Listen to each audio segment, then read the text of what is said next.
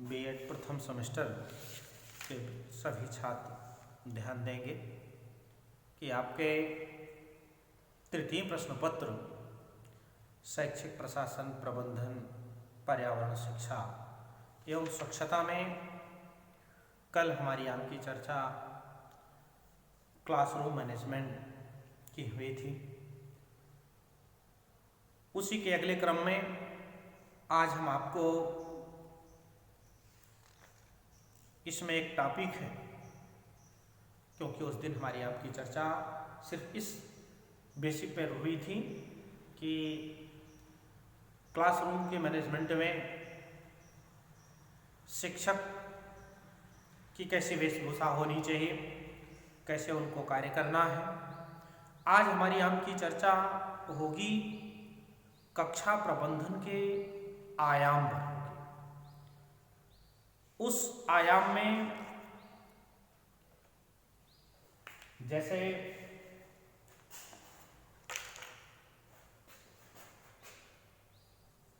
कक्षा कक्ष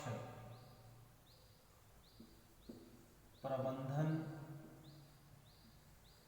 के आयाम।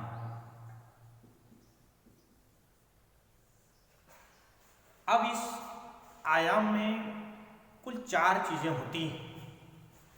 इसको आपको हम जैसे पहली चीज है भौतिक,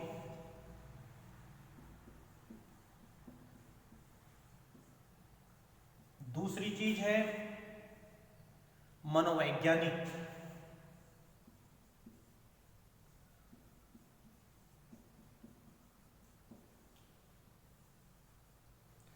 तीसरी चीज है इसमें सामाजिक एवं सांस्कृतिक,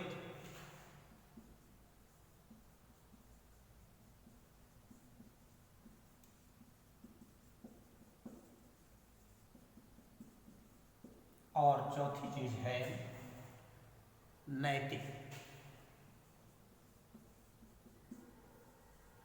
यानी नंबर 1, नंबर 2, नंबर 3 और नंबर 4। यानी इस कक्षा कक्ष प्रबंधन के आयाम में हमें कुल 4 चीजों पर विशेष ध्यान देना है।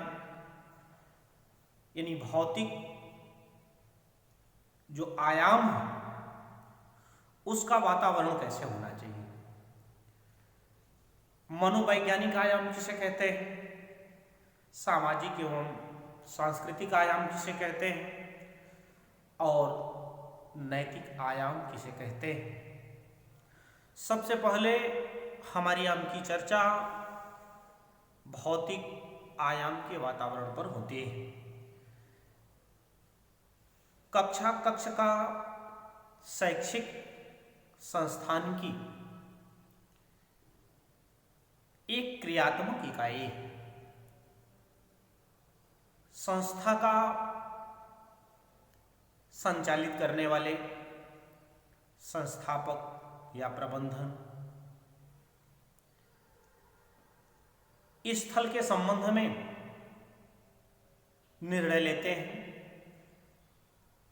उसमें जैसे विद्यालय का भवन,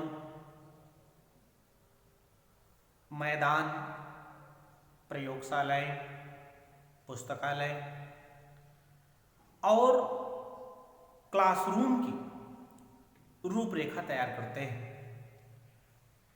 क्लासरूम में बैठने की व्यवस्था,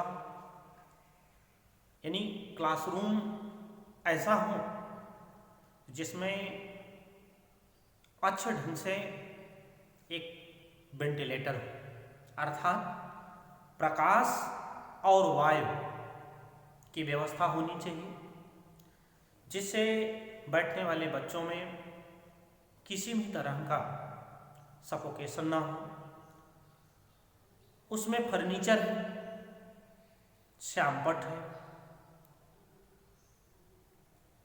इलेक्ट्रिक से संबंधित अन्य सुख सुविधाएं हों। इन सबका कक्षा कक्ष के प्रबंधन के लिए महत्वपूर्ण विषय होते हैं।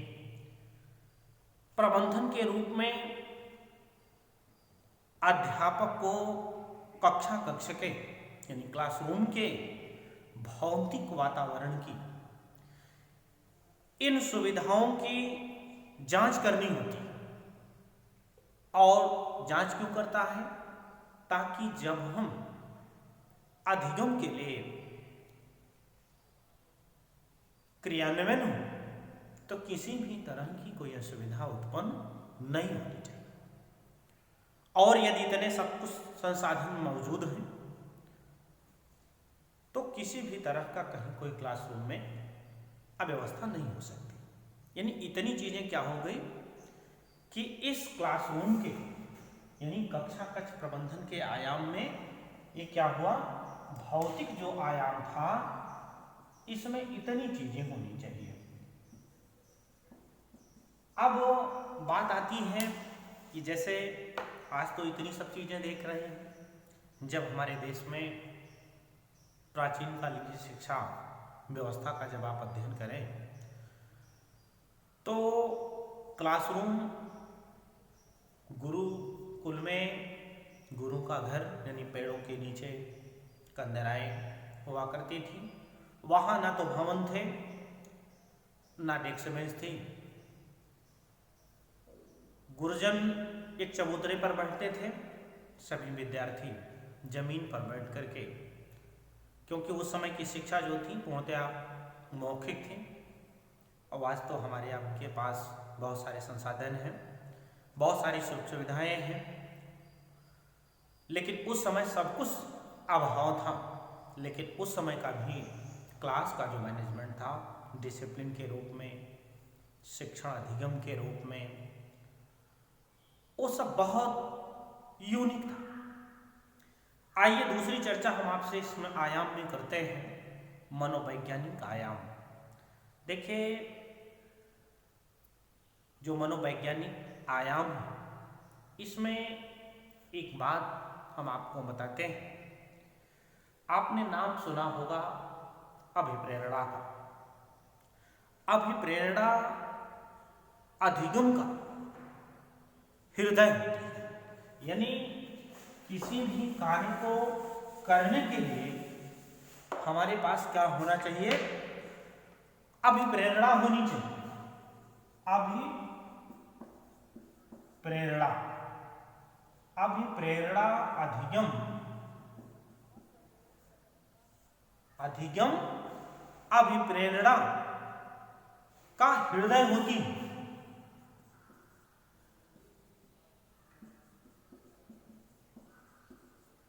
देखिए motivation is the heart of learning. जहां अभिप्रेरणा होगी यानी सीखने की जिज्ञासा होगी, तभी वहां अधिगम होगा। जैसे कभी कभार आप बहुत अच्छा करना चाहते हैं, लेकिन जो सीखने वाला व्यक्ति है उसमें मोटिवेशन नहीं है, यानी वो सीखने के लिए तत्पर नहीं है, तो कभी भी वहां सीखने की प्रक्रिया पूर्ण नहीं हो सकती। अभिप्रेरणा के अभाव में अधिगम अर्जित किया ही नहीं जा सकता। सिर्फ डिकोरम मेंटेन हो सकता है कि वह बालक बैठा है। जैसे कुछ लोग आप देखे होंगे कि क्लासरूम में होते हैं लेकिन मन से वो नहीं होते हैं। शरीर उनकी है लेकिन उनका मन नहीं। अध्यापक जब क्लास में पढ़ाता है तो शाब्दिक भी व्यवहार करता है और गैर शाब्दिक क्रियाएं भी करता है। जैसे क्रियाओं के द्वारा वह शिक्षक अपने ढंग से आपको मोटिवेट करता है, अपने पाठ्य वस्तु के लिए एक रोचक बनाता है, ताकि आप में इंटरेस्ट हो। यानी आप में जब सीखने की एक प्रेरणा आपके स्वतः मन में आ जाएगी। जैसे आप उदाहरण के स्वरूप में आपको बता रहा हूं, आपने नाम सुना होगा एकलव्य। एकलव्य गुरु द्रोणाचार्य के पास गया, क्या सीखने के लिए? धनुर्विद्या। और धनुर्विद्या सीखने की उसमें बहुत प्रेरणा थी, लेकिन गुरु द्रोणाचार्य ने कहा कि मैं आपको धनुर्विद्या की शिक्षा नहीं दे सकता। लेकिन उसकी प्रेरणा कम नहीं हुई, वो जंगल चला गया, अपने गुरु द्रोणाचार्य की प्रतिमा बनाया और उसी के समक्ष वो धनुर्विद्या का अभ्यास करने लगा। जब उसको लगा कि मैं धनुर्विद्या में बहुत निपुण हो गया हूँ, तो वह अपने गुरु के पास आया और कहा कि गुरुजी, आपकी कृपा से मैं धनुर्विद्या में बहुत निपुण हो गया हूँ, आप हमसे गुरु दक्षिणा मांग लीजिए। तो क्योंकि गुरु द्रोणाचार्य ने सोचा कि इसको तो मैंने शिक्षा दी ही नहीं, तो कैसे ये धनुर्विद्या में पारंगत हो गया। और उन्होंने कहा कि आप अपने दाहिने हाथ का अंगूठा दे दीजिए। तो एकलव्य ने एक भी मिनट देर नहीं लगाई, गुरुदक्षिणा में अपने हाथ का अंगूठा काट करके दे दिया।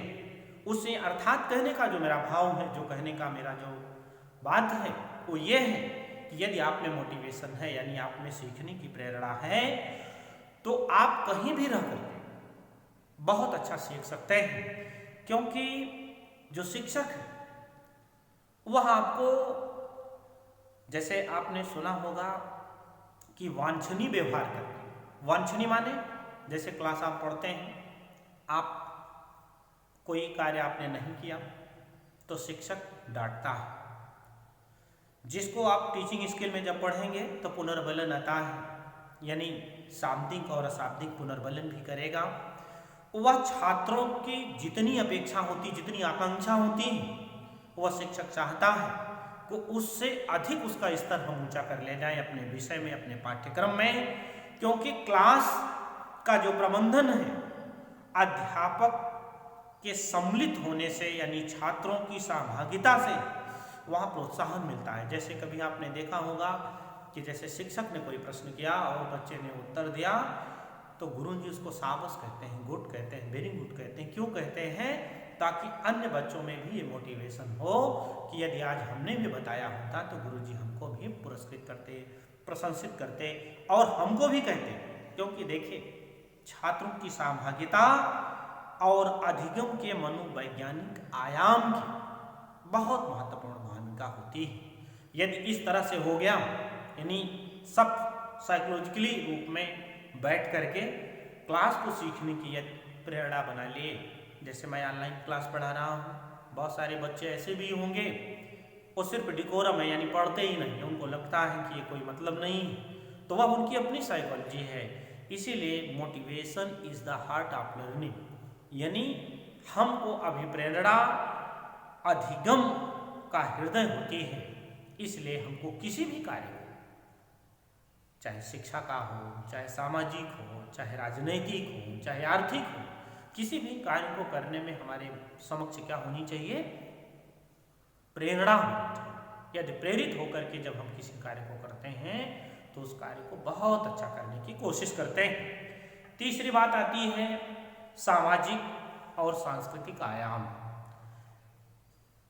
इस आयाम में कक्षा यानी क्लासरूम को आप समझ लीजिए कि जैसे हम आप संस्था में क्लासरूम समाज का लघु रूप होता है, यानी कक्षा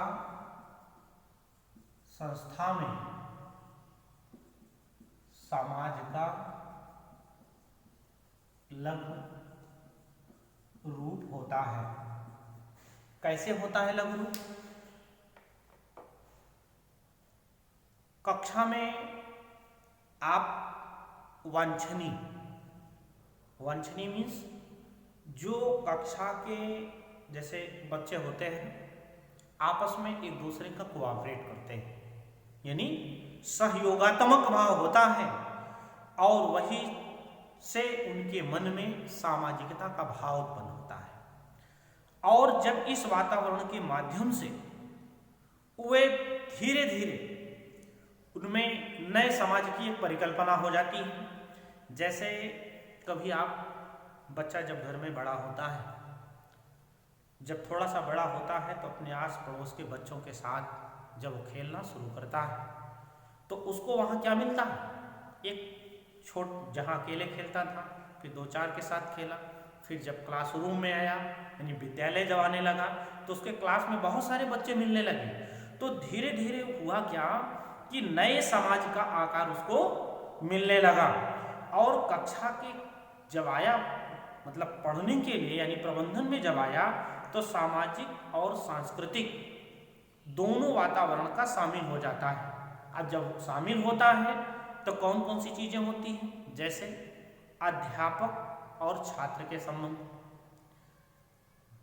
दूसरी बात, जैसे कई छात्रों से उसके संबंध हो जाते हैं और अध्यापकों से संबंध हो जाते हैं।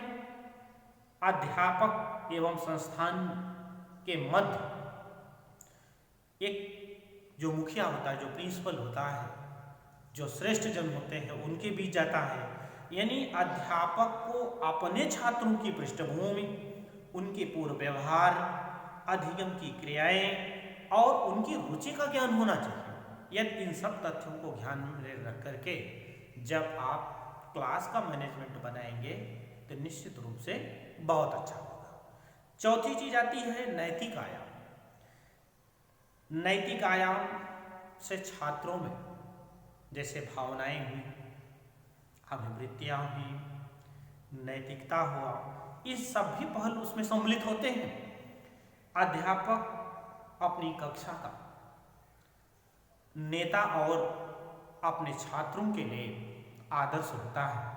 इसीलिए सभी प्रशिक्षक इस बात का विशेष ध्यान देंगे कि आपकी नैतिकता, आपका आचरण, आपका व्यवहार इतना अच्छा हो कि जब आप क्लासरूम में जाएं, जैसे आपकी वेशभूषा भी इतनी अच्छी हो कि बच्चे आप, क्योंकि देखिए जो भी कार्य आप करेंगे एज ए शिक्षक के रूप में, उस क्लास के जितने भी विद्यार्थी उसका अनुकरण करेंगे। यदि आप बहुत वेल अप टू डेट, बहुत वेल मैनर्ड और बहुत अच्छे अपने विषयगत सामग्री को बहुत सरल रूप में आप प्रस्तुत करते हैं तो उन सबकी छाप जो है, उस सबकी नैतिकता, उन सबकी भावनाएं, उन सबकी धारणाएं वह आपको अनुकरित करते हैं। क्योंकि जैसे कभी आपने मान लीजिए गलत पढ़ा दिया, उस पर भी बच्चे जो है अपने शिक्षक का सम्मान करते हैं क्योंकि मानते हैं कि हमारे गुरुजी ने बताया ही ये अच्छी बात है।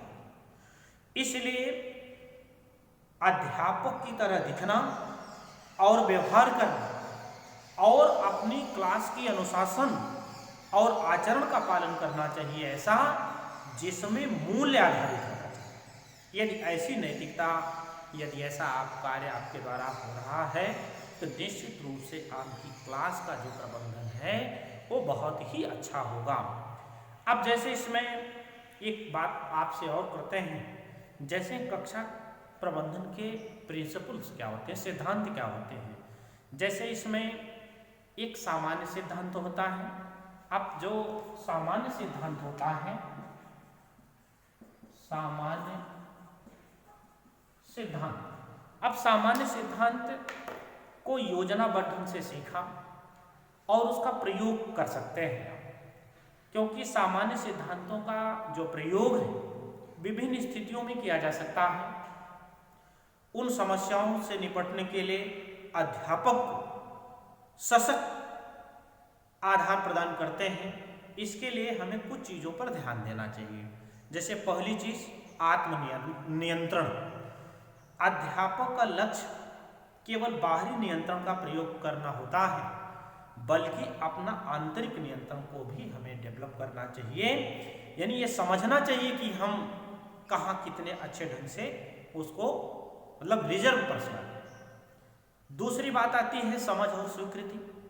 जब छात्र कक्षा के नियमों को समझते हैं और स्वीकार करते हैं तो उनके द्वारा इनका पालन किए जाने की संभावनाएं अधिक होती है। मनोवैज्ञानिक सिद्धांत अपनी रुचियों, रुझानों और योग्यताओं के अनुसार अर्थपूर्ण कार्य में लगे हुए छात्रों की अनुशासन संबंधी समस्या समझिए शून्य हो जाती, होती नहीं है। उत्पादकता प्रबंधन द्वारा केवल नियंत्रण पर बल दिए जाने की अपेक्षा उत्पादकता पर भी ध्यान देना चाहिए, क्योंकि छात्रों के समय को अधिकतम करने की ओर अपना ध्यान लगाना चाहिए। दूसरा आता है इसमें विशिष्ट सिद्धांत, क्योंकि दो ही होता है, एक सामान्य और दूसरा विशिष्ट। जो मैंने चर्चा आपसे किया सामान्य की किया, अब इसमें आता है विशिष्ट सिद्धांत। अब विशिष्ट में जैसे नियोजन, नियोजन का मतलब कि स्वतंत्र क्रियाओं तथा संगठित पाठों का हमको नियोजन करना चाहिए। जैसे प्रोत्साहन, प्रयास और संकेतों को प्रोत्साहित किया जाना चाहिए। इसके लिए हमको क्या करना चाहिए, उपयुक्त व्यवहार के द्वारा अपनी क्लास के छात्रों को पुनर्बलन करते रहना चाहिए। जिम्मेदारी, छात्रों को स्वतंत्र रूप से कुछ जिम्मेदारियां देनी चाहिए। न्यूनतम बाधा, प्रयास करें कि बाधा मीन्स होता है जैसे आप क्लास में आ गए, पढ़ाना शुरू किए, 2 बच्चे विलंब से आ गए, तो आपके पढ़ाने में बाधा हो। प्रयास ये रहे कि किसी भी तरह की कोई बाधा आपके पठन पाठन में, छात्र के द्वारा, विद्यालय परिसर में, यानी किसी भी तरह की, कहीं किसी भी तरह की असुविधा उत्पन्न नहीं होनी चाहिए। स्पष्ट नियम, जब आवश्यकता हो तो स्पष्ट नियम स्थापित किए जाएं, उसमें किसी भी तरह का लाग लपेट नहीं होना चाहिए। पुरस्कार, पुरस्कार का मतलब यह होता है, यह निश्चित करने के लिए जब कोई छात्र किसी कार्य को करे और उसको निश्चित रूप से पुरस्कृत किया जाना चाहिए, क्योंकि पुरस्कृत करने से उसके व्यवहार के द्वारा या उसकी क्रियाओं के द्वारा जब आप पुरस्कृत करते हैं, अन्य छात्रों के लिए आप एक मोटिवेशन यानी लोगों के लिए एक प्रेरणा का काम हो जाता है। और आता है अच्छा वातावरण। अच्छा वातावरण स्थापित करने के लिए समय, प्रयास, पाठ्यवस्तु और समय से जब हम पाठ्यवस्तु को डिक्टेट करते हैं, छात्र समय से उपस्थित होते हैं, क्लास का वातावरण निश्चित रूप से अच्छा हो जाएगा। ये हमारे प्रिंसिपल्स हो गए कक्षा प्रबंधन के सिद्धांत, यानी सामान्य और विशिष्ट सिद्धांत हुए।